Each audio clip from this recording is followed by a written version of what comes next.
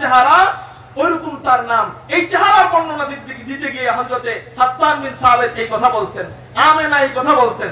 এবার আসেন, বিরোধী দলীয় লোক কখনো প্রশংসা করে না। আপনি আওয়ামী লীগ করেন, আওয়ামী লীগের লিডারের প্রশংসা করবেন। আপনি বিএনপি করেন, বিএনপির প্রশংসা করবেন। আপনি বিএনপি করেন তো বিএনপির প্রশংসা করবেন। ওই কর্মীরা তো লিডারের প্রশংসা করবেই, তাই না? কর্মীরা তো লিডারের প্রশংসা করবেই, ঠিক না ঠিক?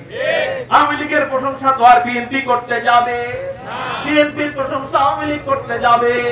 হুজুর আপনাদের নেতার প্রশংসা এতক্ষণ পর্যন্ত যে শোনাইলেন, কে কে প্রশংসা করছে? জাবের প্রশংসা করছে। কে জাবের? কে? সাহাবী। আর কে প্রশংসা করছে? হযরত আয়েশা প্রশংসা করছে। আয়েশা কে? সাহাবিয়া, আবার স্ত্রী। আর কে প্রশংসা করছে? হাসান বিন সাবিত প্রশংসা করছে। কে তিনি? সাহাবী। সবই তো পক্ষের দলের লোক, বিরোধী দলের তো কেউ নাই, আসেনি? আপনি বলতে পারেন হুজুর বিরোধী দলের লোক প্রশংসা করলে বুঝতাম আসলে ঠিক, কিন্তু সব নিজের দলের লোক প্রশংসা করছে, এটা তো ক্রেডিট নয়। আমি বলবো মিয়া আমার নবীর অন্য নেতার সাথে মিলাইলে চলবে না। মাইন্ড ইউর চেঞ্জ, আপনার মাইন্ডটাকে পরিবর্তন করতে হবে।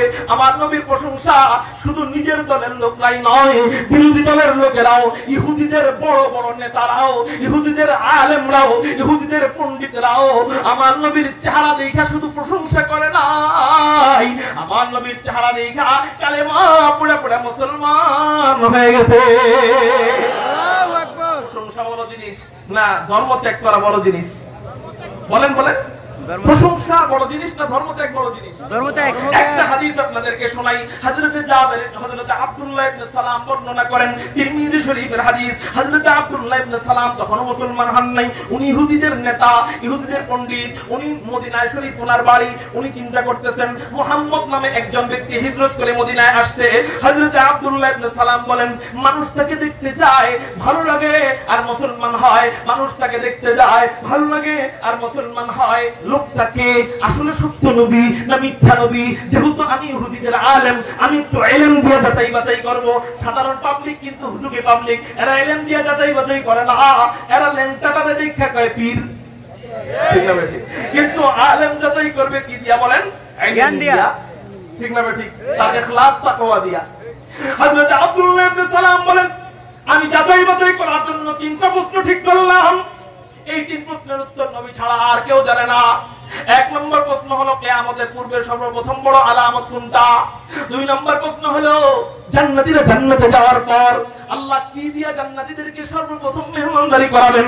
3 নম্বর প্রশ্ন হলো সন্তানের চেহারা কখনো বাবার মতো কেন হয়, কখনো মায়ের মতো কেন হয়? এই কঠিন 3টা প্রশ্ন নিয়ে হযরত আব্দুল্লাহ ইবনে সালাম নবীজির দরবারে হাইটা হাইটা যাইতেছেন। অন্যান্য ইহুদিরা বলেন, ও আব্দুল্লাহ ইবনে সালাম তুমি কই যাও? আব্দুল্লাহ ইবনে সালাম বলেন, কে নাকি নবী দাবি করছে, আমি ওনারে আটকাইতে যাই। অন্যান্য ইহুদিরা বলেন, আমরাও তোমার সাথে যাব। আব্দুল্লাহ ইবনে সালাম বিশাল ইহুদিদের কাফেলা নিয়ে নবীজির দরবারে রওনা হয়। নবীজি তখন মসজিদে নববীতে বয়ান করতেছিলেন, এই হাদিস তেলাওয়াত করতেছিলেন, আফশুস সালাম ওয়া আতঈমুত তুআম ওয়া সাল্লু বিল লাইল ওয়ান নাসু নিয়াম তাদখুলুল জান্নাতা বিসালাম। হযরত আব্দুল্লাহ ইবনে সালাম এই বয়ান শুনতেছিলেন, এখনো নবীজিকে দেখেন নাই, দূর থেকে আওয়াজ করছিলেন।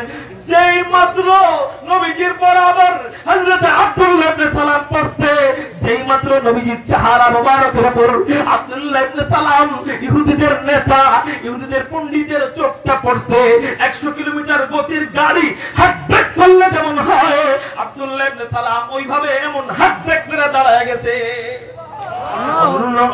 অন্যান্য ইহুদিরা বলে, ও আব্দুল্লাহ ইবনে সালাম যাও, প্রশ্ন করো না কেন? যাও, নবীরে আটকাও না কেন? যাও, নবীরে যাচাই বাছাই করো না কেন?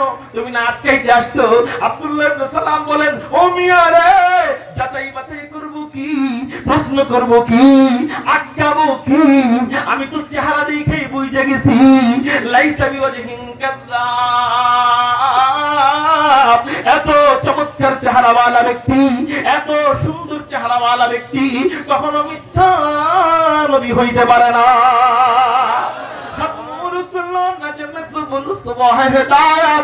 खत्म रसूल नजम सुबुल सुबह हिदायत हत्ता के नजीरी तू अल हक तशीरी आए खत्म रसूल उम्मत तू खैर उम्मबूद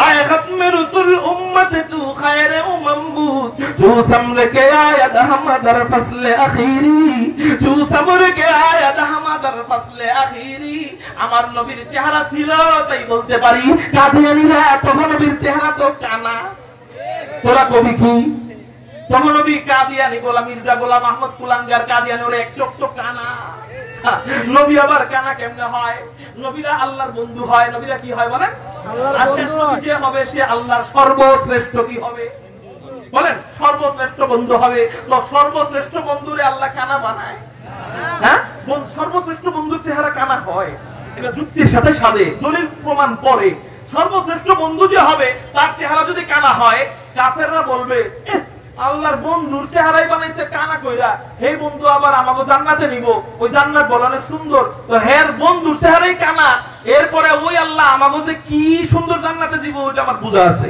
ঠিক না বেটি তাহলে বুঝা গেল নবীদের চেহারা কানা হবে এটা মানায় না বড় জোর দাজ্জালের চেহারা কানা হয় তোর চেহারা তোদের চেহারা দাজ্জালের সাথে কি মুহতারাম হাজিরিন এই নবীর ইজ্জতকে হেফাজত করবার জন্য খাতমে নবুয়তের চেয়ারকে হেফাজত করবার জন্য উলামায়ে কেরাম যদি আপনাদেরকে তাজা রক্ত দিতে ডাক দেয় কারা কারা জিহাদের ময়দানে তাজা রক্ত দিতে দিয়েছেন আল্লাহু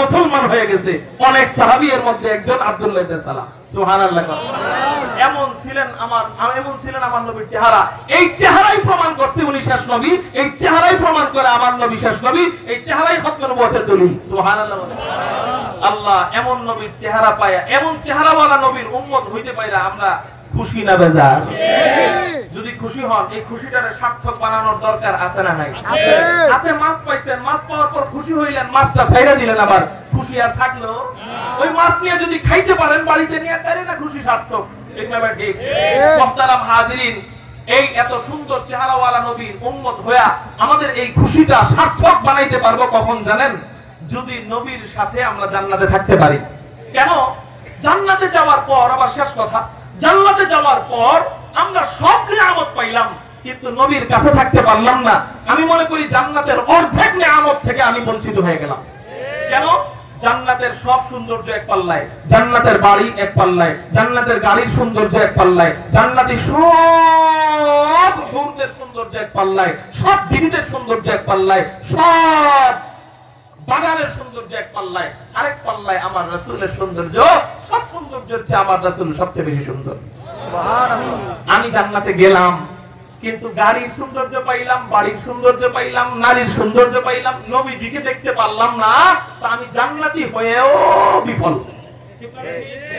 ওই উম্মত হয়ে লাভ কি হইলো নবীজির কাছে থাকতে পারলাম না মুহতারাম হাজিরিন তাহলে নবীজির সাথে জান্নাতে থাকার দরকার আছে না নাই না জান্নাতে গেলে লাভ কিন্তু নবীর সাথে গেলে যেই লাভ সেই লাভ তো আর পাইবেন না বরযাত্রী খাইতে যায় বরের সাথে বসলে বিশাল বড় বড় আস্ত খাসির রান পায় খাসির বারবিকিউ পায় ঠিক না ঠিক এখানে বৈশা খাইলে যেই লাভ দূরে বৈশা খাইলে কি এক লাভ নবীজির সাথে জান্নাতে যদি যাইতে চাই নবীজি বলেন আমাকে ভালোবাসতে হবে ভালোবাসার কয়টা কারণ বলছিলাম চারটা গেল কয়টা একটা কি সৌন্দর্য সৌন্দর্য সৌন্দর্য বাকি আছে কয়টা তিনটা আল্লাহ তৌফিক দিলে অন্য দিন এখন এই কথাটা শেষ করি এই কথাটা শুনেন তাহলে নবীজি বলেন আমাকে কি করতে হবে আমার সাথে জান্নাতে থাকতে গেলে আমাকে কি করতে হবে আর নবীজিকে ভালোবাসার পদ্ধতি কি সহজ হিসাব মাকে ভালোবাসার যেই পদ্ধতি বউকে ভালোবাসার একই পদ্ধতি না আলাদা পদ্ধতি বউকে ভালোবাসার যেই পদ্ধতি শাশুড়ির ভালোবাসার একই পদ্ধতি না আলাদা পদ্ধতি ঠিক নবীজির ভালোবাসারও আলাদা একটা পদ্ধতি আছে। সেই পদ্ধতির নাম খালি মুখে আশিকে রাসূল দাবি করলে হবে না। সেই পদ্ধতির নাম হলো মান আহাব্বা সুন্নতি ফাকাদ আহাব্বানি ওয়া মান আহাব্বানি কানা মাই ফিল জান্নাহ। যে ব্যক্তি আমার সুন্নতকে ভালোবাসলো সে যেন আমাকেই ভালোবাসলো, আর যে আমাকেই ভালোবাসলো সে আমার সাথেই জান্নাতে থাকবে। তাহলে আলোচনার শুরুতে নিয়ে যাই, আল্লাহকে ভালোবাসা হবে একটা লাইসেন্স নিয়ে গেলে, সেই লাইসেন্সের নাম কি? ভুলে গেছে? জোরে বলেন কি? সুন্নাত। জোরে বলেন কি? আল্লাহকে পাওয়া যাবে যেই দলিল নিয়ে গেলে, সেই দলিলের নাম কি? আবার নবীর সাথে জান্নাতে যাওয়া যাবে একটা দলিল নিয়ে গেলে, ওই দলিলের নামও কি? আল্লাহ এবং তার রাসূলকে একই সাথে পাওয়া যাবে একটাই পথ, সেই পথের নাম হলো আল্লাহ। আমাদের ব্যক্তি জীবন, পারিবারিক জীবন, সামাজিক জীবন, রাষ্ট্রীয় জীবন রাসূলের আদর্শ মোতাবেক চালানোর তৌফিক দান করুক। একটা ওয়াদা দিয়েছিলেন বাবা, কি যেন মনে আছে নি? আর জীবনে কখনো হারাম খাবো না, হারাম খাবো না। একটা টাকাও, এক বলেন একটা টাকাও, ইনশাআল্লাহ মনে থাকবেন ইনশাআল্লাহ, একটা টাকাও হারাম ঢুকাবো না। আখির দাওয়ানা আলহামদুলিল্লাহ। আমার বড় ভাইকে বসায় অনেকক্ষণ কষ্ট দিলাম। সবাই ভালো থাকবেন, সবার কাছে আন্তরিক দুঃখ প্রকাশ করতেছি। আখির দাওয়ানা আলহামদুলিল্লাহি রাব্বিল আলামিন।